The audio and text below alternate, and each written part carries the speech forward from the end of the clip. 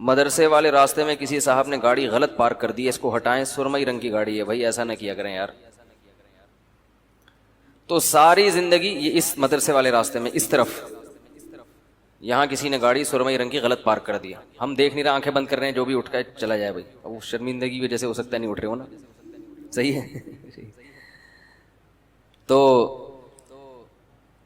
ابھی تک کوئی نہیں اٹھ رہا بھائی. اگر ہم دیکھ بھی لیں تو کیا ہے، آنکھیں بند کریں گے، جیب کترے بھی آتے ہیں نا بیان میں، مسئلہ یہ ہے. تو وہ کہیں جیب سے کچھ نکال نہ لیں.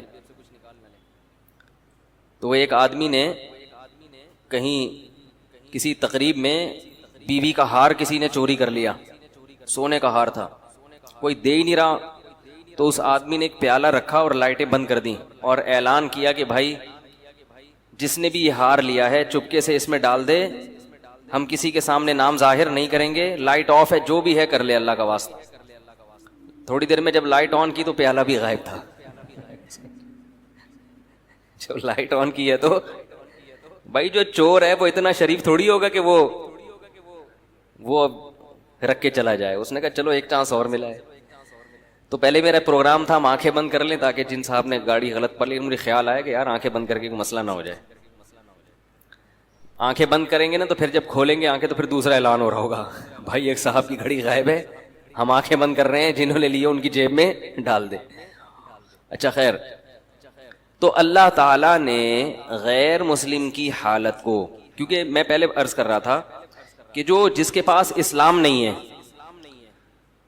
اسے یہی نہیں پتا کہ یہی زندگی اصل ہے یا اس کے بعد بھی کوئی زندگی ہے. یہی اصل ہے تو اس میں اچھا کیا ہے اور برا کیا ہے، وہ ہمیشہ کنفیوز رہتا ہے. کبھی وہ سوچتا ہے کہ اچھا وہ ہے جس کو میرے والدین اچھا کہیں، لیکن اس کی فطرت اس کو قبول نہیں کرتی. بات بات پہ اس کے اپنے پیرنٹ سے بھی جھگڑے ہوتے ہیں. حقوق کیا ہیں، کس کے کتنے حقوق ہیں، دینے ہیں نہیں دینے، اسی جنگ میں لڑتے لڑتے ان کی عمریں پوری ہو جاتی ہے. اسی کنفیوژن میں کسی نے کنٹری کو خدا بنا لیا، ملک کو، لیکن وہ اس میں مطمئن نہیں ہوتا. اس سے جب سوالات پوچھے جائیں تو وہ خود پریشان ہوتے ہیں کہ بھئی یہ لکیریں بھی تو انسان کی کھینچی ہوئی ہیں. کسی نے یعنی حقوق کا سمجھ میں نہیں آ رہا اس کو کہ والدین کو رکھنا ہے کہ نہیں رکھنا، ان کے کیا حقوق ہیں. کسی نے دولت کو اپنا خدا بنا لیا. تو ایک چیز پھر جتنے بھی مذہب والے لوگ ہیں نا، آہستہ آہستہ ایک طرف کو یہ جانے لگتے ہیں کہ بھئی اصل ہے پیسہ، کیونکہ اس سے تمام ضرورتیں پوری ہوتی ہیں. جس کے پاس پیسہ ہے اس کی چلتی ہے، جو چاہے گا وہ کر لے گا. لیکن اللہ تعالیٰ نے انسان کی صلاحیتیں محدود رکھی ہیں. پیسے سے ساری چیزیں حاصل نہیں ہوتی. پیسے سے ساری چیزیں حاصل ہوتی ہیں تو بہت سے پیسے والے لوگ ان کو مٹھائی سے پرہیز نہ ہوتا. کیا خیال ہے؟ بہت سے پیسے والے لوگ گوشت سے ان کو پرہیز ہوتا ہے. بہت سے پیسے والے لوگ بہت ساری چیزوں سے محروم ہوتے ہیں، نیند کی گولیاں کھانی پڑتی ہیں. تو اسی کنفیوژن میں نا کہ صحیح کیا ہے غلط کیا ہے، اللہ نے اس کی ایک مثال دی ہے. فرمایا کہ کظلمات فی بحر اللجی یغشاہ موج من فوقہ موج من فوقہ سحاب.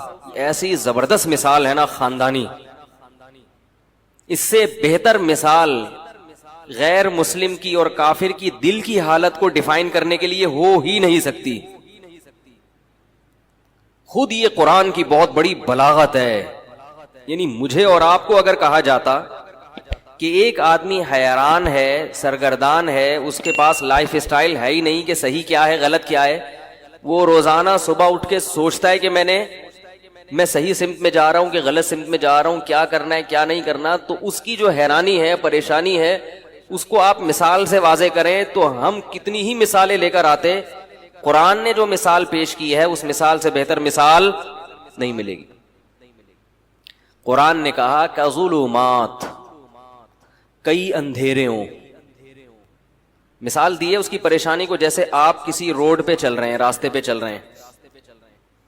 اب راستہ نظر ہی نہ آئے آپ کو، اگر یا آپ کو یہی نہ پتا ہو کہ میں جس راستے پہ چل رہا ہوں یہ میری منزل تک جا بھی رہا ہے کہ نہیں جا رہا.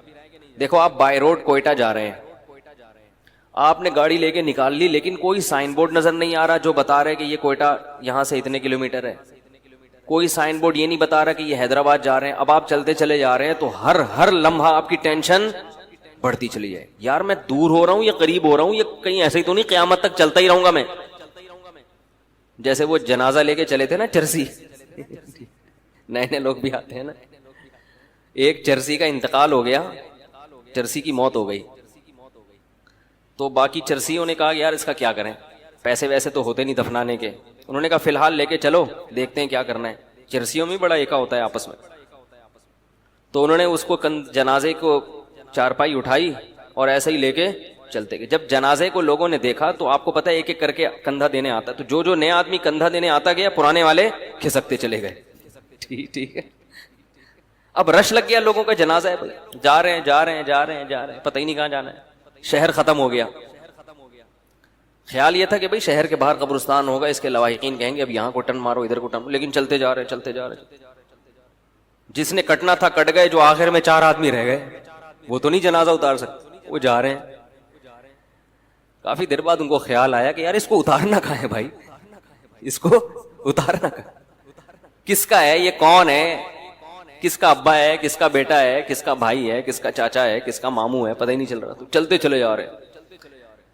تو آپ کو منزل ہی کی خبر نہ ہو کہ جانا کہاں ہے, تو آپ چلتے چلے جائیں گے اور ٹینشن آپ کی بڑھتی چلی جائے گی. جیسے اس جنازے کی چارپائی والوں کی ٹینشن بڑھ رہی تھی, یار کدھر ٹکائیں, پھینک کے بھی نہیں آ سکتے نا.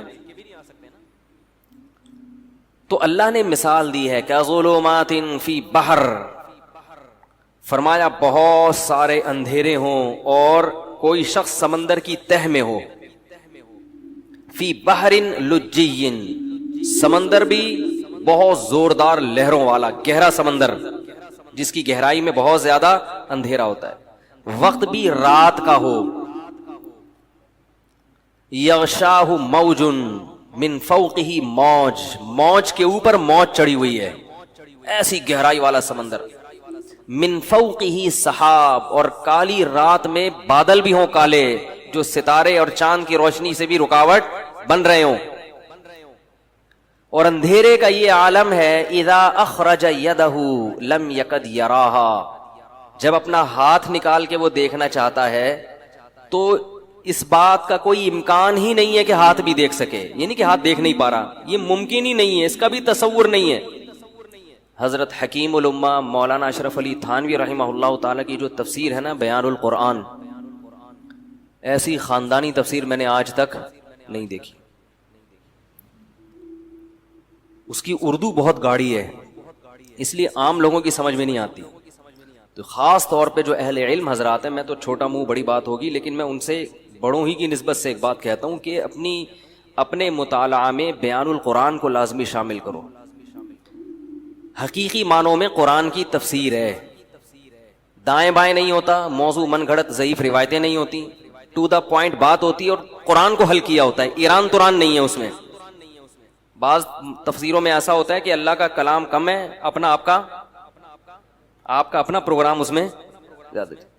پھر ہر شخص نے تفسیر کو بھی اپنے حساب سے ڈھالنے کی کوشش کی ہے, ہر آدمی نا آیتوں سے اپنے مطلب نکال کے اس کو. تو بیان القرآن ایک ایسی تفسیر ہے اردو میں, مگر گاڑی اردو ہے, ٹو دا پوائنٹ بات ہوتی ہے, ایسا خاندانی ترجمہ, ہوائی فائرنگ نہیں ہے اس میں. ترجمہ کیسا خاندانی کہ اگر انہوں نے کہیں ہی کا لفظ بڑھایا ہے تو حاشیہ چڑھایا کہ میں نے اس ترجمے میں ہی کیوں بڑھایا ہے, یہ کس قاعدے سے, عربی کے کس قاعدے سے استدلال کیا ہے, بھی کا لفظ بڑھایا ہے.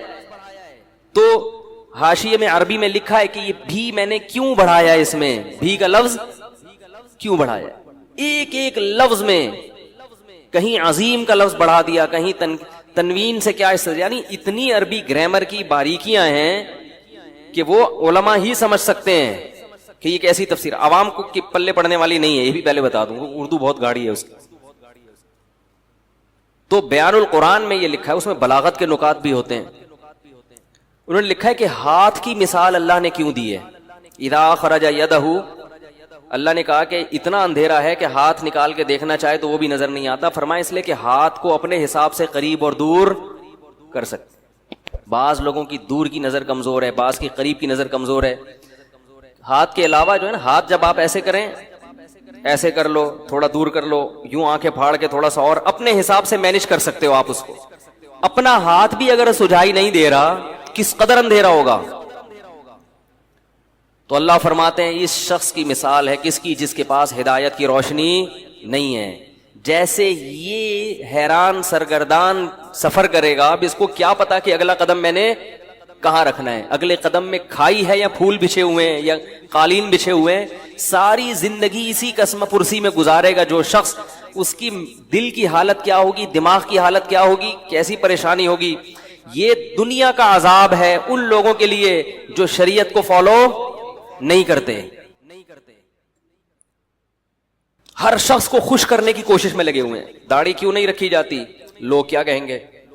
تو کیا بغیر داڑھی والوں سے لوگ خوش ہیں بھائی؟ میں اچھا نہیں لگوں گا، ملا سا لگوں گا، لوگ کیا کہیں گے. تو بھائی لوگوں کا تو میں تو اب تو مجھے تو یوٹیوب پہ سب سے آیا ہوں نا، کوئی صفائی پہ بیان کرو، اس بیان پہ پھر کمنٹس آتے ہیں. ہمیں یہ کر رہا تھا کہ ہم بھی کیا کرتے ہیں. کافر تو مکمل کنفیوز ہوتا ہے، مسلمان آدھا تیتر آدھا بٹیر. وہ کلمہ تو پڑھ لیتا ہے، جنت جہنم پہ یقین بھی کر لیتا ہے، لیکن آدھی شریعت کو فالو کرتا ہے. اتوار کو بیان سننے آ جائے گا، جمعے کا بیان سن لے گا، لیکن بہت ساری چیزوں میں کیا کرے گا، یار نہیں یار یہ بیوی ناراض ہو جائے گی، یار یہ تو ابا، یہ تو دوست بولیں گے یار تم تو پروفیشنل مولوی لگ رہے ہو بالکل ہی، یار تم تو بالکل ہی یار یعنی عجیب سے ہو گئے ہو. اس طرح کی باتیں لوگ کرتے ہیں. تو ایسے لوگ یہ سمجھتے ہیں کہ ہم لوگوں کو خوش کر کے سکون کی زندگی گزاریں گے، حالانکہ وہ سکون کی زندگی نہیں گزار سکتے. کیوں؟ قرآن نے اس کو بڑا اچھی مثال سے سمجھایا ہے. فرمایا ضرب اللہ مثلا رجلا فیہ شرکاء متشاکسون ومثلا ورجلا سلما لرجل.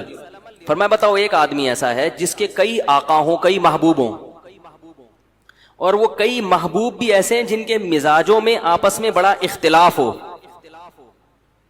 کئی محبوب ایسے ہیں جن کے مزاجوں میں آپس میں، مثال دیتا ہوں، کسی کی 4 بیویاں اور چاروں اپوزٹ دماغ کی ہیں، تو وہ ڈپریشن کا مریض